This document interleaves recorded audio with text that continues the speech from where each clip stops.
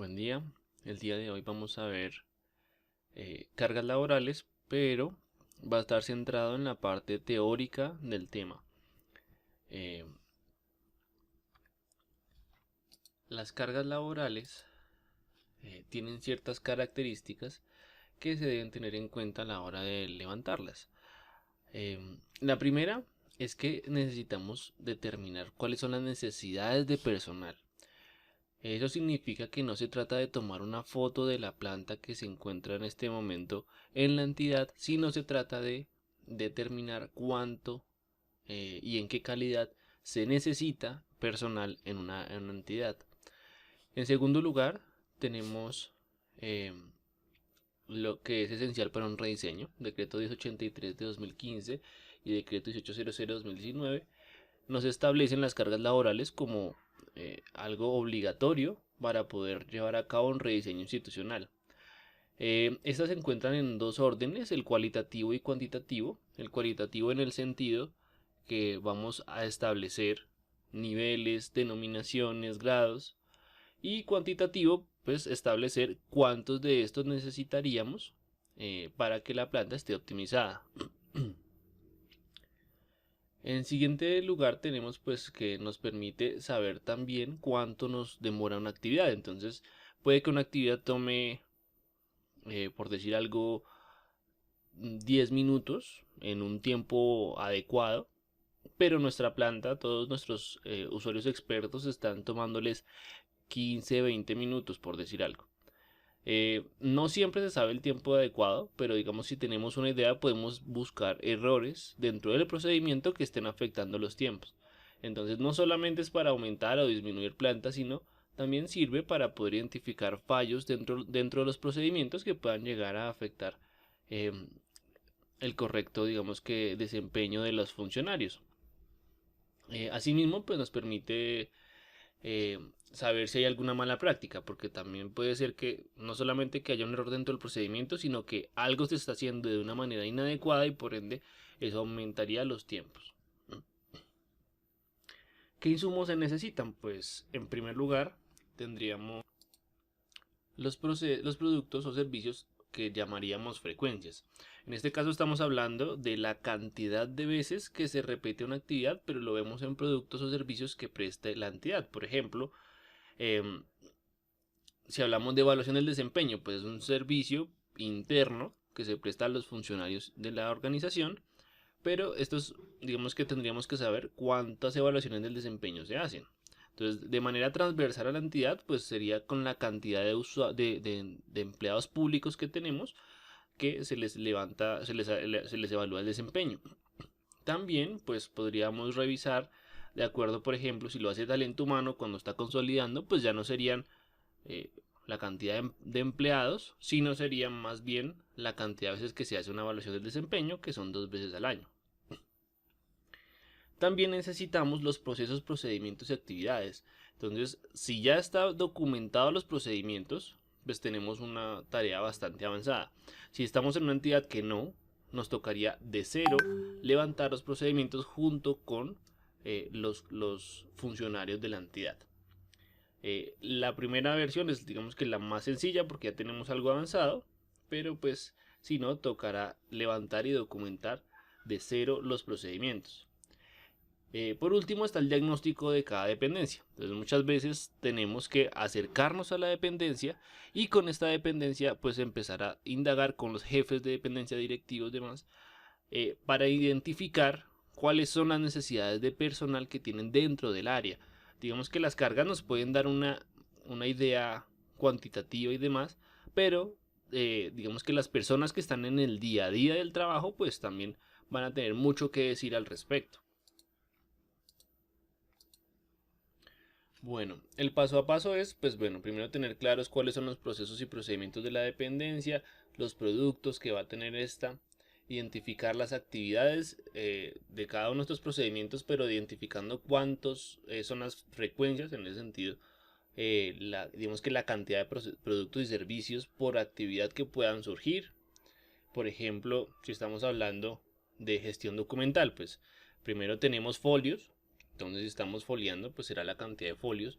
Si estamos ya guardando en carpetas, pues será cuántas carpetas son. Si ya estamos guardando en cajas, pues cuántas cajas son. Entonces digamos que las frecuencias van a ir aumentando de manera gradual dependiendo de lo que estamos realizando en ese procedimiento.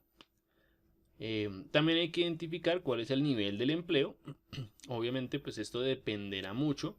Bueno, si el orden territorial es el decreto 785, si es del orden nacional pues es el decreto 1083. Sin embargo, es importante aclarar que el nivel no se hace de inmediato. El nivel se puede esperar a que ya se tenga un resultado y empezar a ajustar según las necesidades de la dependencia. Sin embargo, lo que uno hace inicialmente es establecer el deber ser de esas actividades. Entonces puede que, por ejemplo, lo esté realizando un asistencial, porque el asistencial sabe realizar una actividad de profesional, por ejemplo, nómina, ¿sí? Y el asistencial pues estudió una carrera profesional y pues por eso mismo conoce cómo se hace una nómina y le ponen la tarea. Eso sucede mucho en la realidad. Pero cuando ya estamos hablando del deber ser en las cargas, debemos colocar profesional, porque el que lo debe hacer es un profesional por más que le esté haciendo el asistencial, lo que decíamos hace un rato. No se debe tomar la foto de la planta, sino lo que de verdad está demandando la planta para realizar las actividades. Los requisitos del procedimiento, bueno, este sí no se trata de, no se coloca en un principio porque dependerá mucho del grado salarial que le establezcamos al empleo. Entonces, puede que estos grados varíen, puede que se coloquen más, se coloquen menos, esto va a variar muchísimo.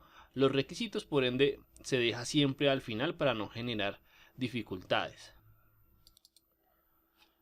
Y luego, cuando ya hayamos tenido esta información, entonces colocamos la cantidad promedio de veces que se repite la actividad, que es la frecuencia que habíamos dicho, productos y servicios necesarios.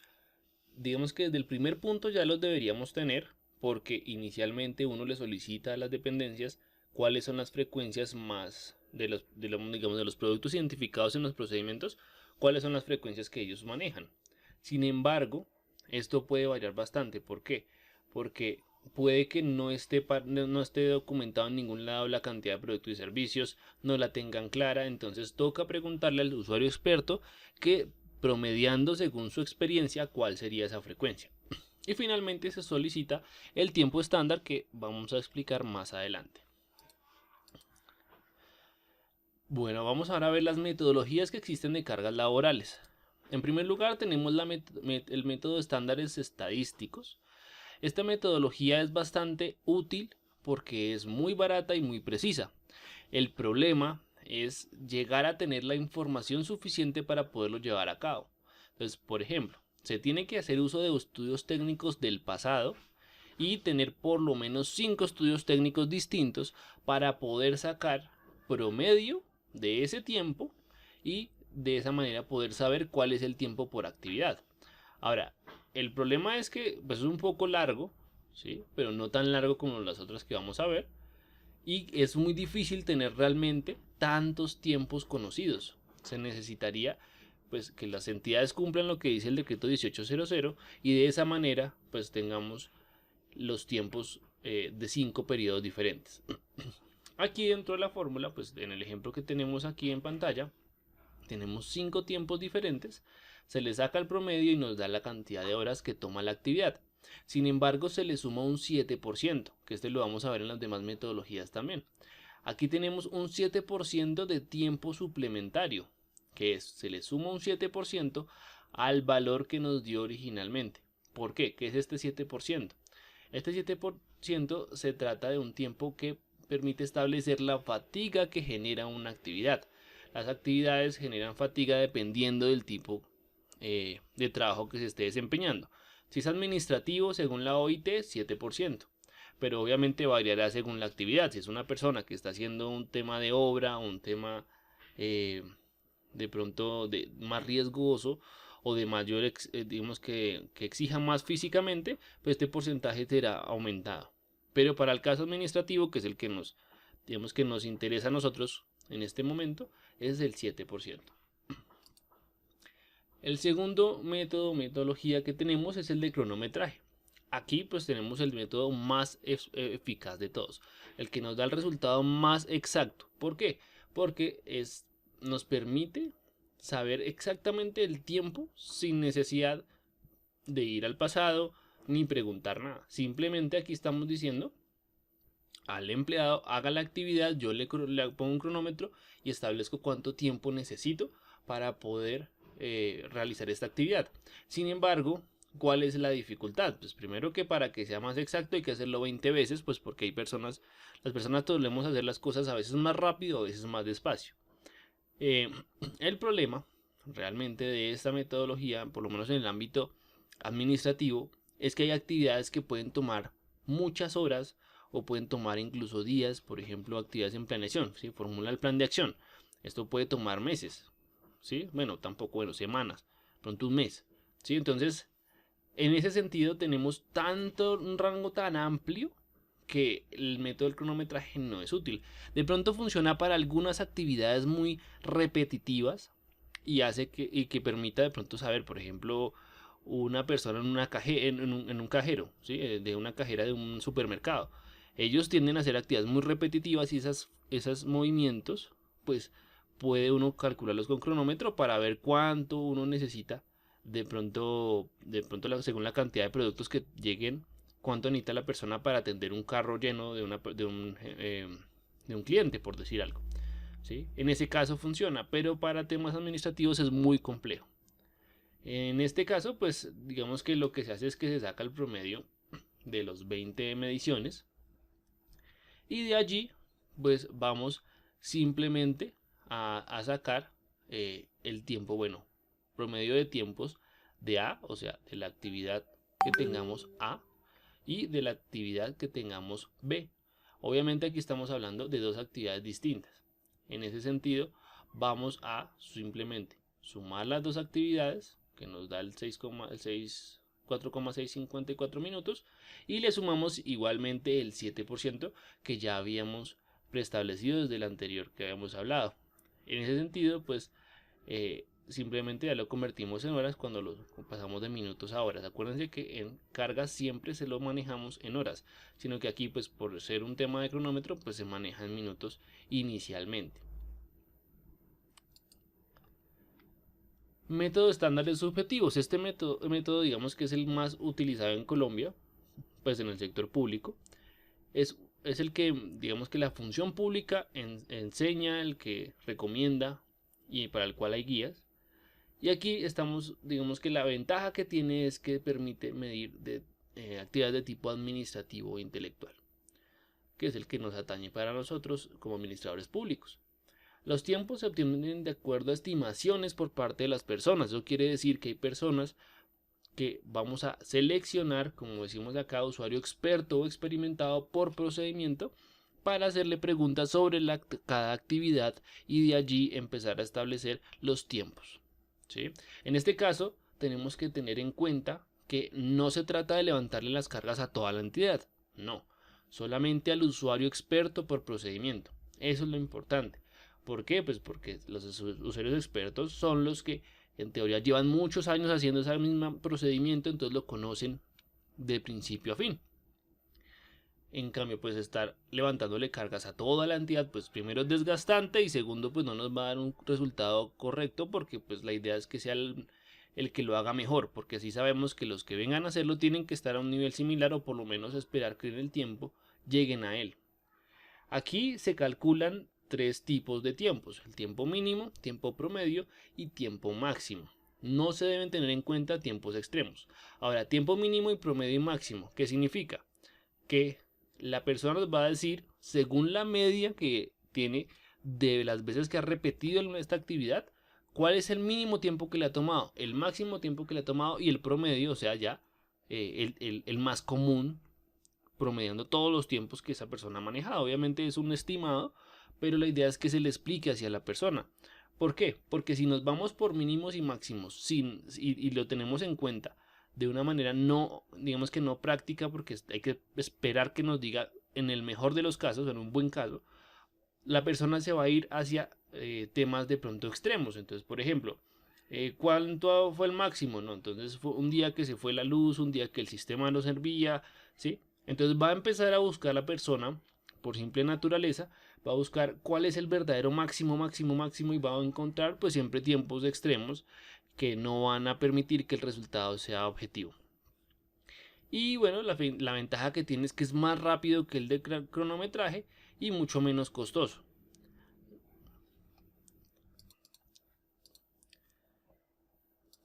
Listo. ¿Cómo lo hacemos entonces? Tenemos una fórmula para calcular el tiempo estándar. Tenemos tiempo mínimo, 4 veces tiempo promedio y tiempo máximo dividido 6. ¿Por qué en 6? Porque tenemos 6 valores. 1 del tiempo mínimo, 4 del tiempo promedio y 1 del tiempo máximo. Entonces, como son 6 datos que tenemos, lo dividimos en 6 para poder sacar el tiempo estándar. Entonces, aquí tenemos un ejemplo. Tiempo mínimo media hora, tiempo promedio 1 hora, tiempo máximo 4 horas. Y aquí colocamos simplemente la fórmula ya diligenciada. Entonces 0.5 más 4 por 1 más 4 dividido 6. Eso nos dan un total de 1.416 horas. Ojo porque hay que darse cuenta, por ejemplo, que aunque el tiempo máximo es 4, el resultado fue más cercano a 1. ¿Esto por qué? Porque el máximo, o sea, la mayor cantidad de datos está en el promedio, que son 4. Entonces eso da, digamos que una gran importancia allí. Pero si a este 4 horas le colocáramos 20 horas, ¿sí? Ya sería, nos dañaría la campana de Gauss y nos afectaría el dato, y esto ya sería un poco al extremo y no sería, digamos que objetivo respecto a lo que nos está diciendo el funcionario. Y bueno, lo que ya veníamos hablando, el 7% de tiempo suplementario. Bueno, finalmente, ya cuando tenemos esta información, debemos saber cuántas personas necesitamos. Hasta el momento, la última que hemos visto, nos dice cuánto nos toma una actividad, y ya sumado eso en procedimientos, pues nos va a decir a nosotros una cantidad de horas que se van a gastar en el mes para realizar esa actividad. Sin embargo, cuando ya estamos hablando de cuántas personas se necesitan, hay que tener en cuenta la norma. Entonces, para establecer la cantidad de horas hombre que se necesitan, entonces debemos dividir el resultado en 167. Estas son la cantidad de horas que se trabajan en un mes según la normatividad del sector público. Obviamente esto pues variará, hay entidades como la Contraloría que trabajan menos horas, pero ya vamos a ver cómo funciona. Entonces, el decreto 85 del 1986 establece que los empleados públicos trabajan 44 horas semanales. Al dividirlo en los 5 días nos da 8.8 horas. Si esto varía y baja a 42 horas o a 40 horas, pues el valor aquí de horas por día va a variar. Entonces, según la norma tenemos 8.8 horas. Ahora, el año tiene 365 días, pero hay que restarle los domingos, los sábados, los festivos y los 15 días de vacaciones por ley que tienen los empleados públicos. Esto significa que de manera efectiva los funcionarios públicos trabajan 228 días para un promedio de 19 días por mes. Entonces, si tenemos 19 días por mes y lo multiplicamos por las 8.8 horas que nos dio el resultado de acá, nos va a decir que se trabajarían realmente 167 horas al mes, como habíamos dicho inicialmente. Entonces, ¿qué entendemos acá? Que si llegase a variar la cantidad de horas que se trabajan semanales, si se aumentan o se disminuyen, este resultado va a variar. Si nos aumentan los festivos, este resultado va a variar. Dependerá mucho de este tipo de esta información que les muestro acá para poder entender por qué sale esto y cuál sería el dato que tendremos que tener acá. Y dependerá mucho también de la entidad, porque en la Contraloría, por ejemplo, se trabajan solamente 42 horas semanales. Y ya eso sería todo. Si tienen alguna duda, me podrían escribir en cualquier momento.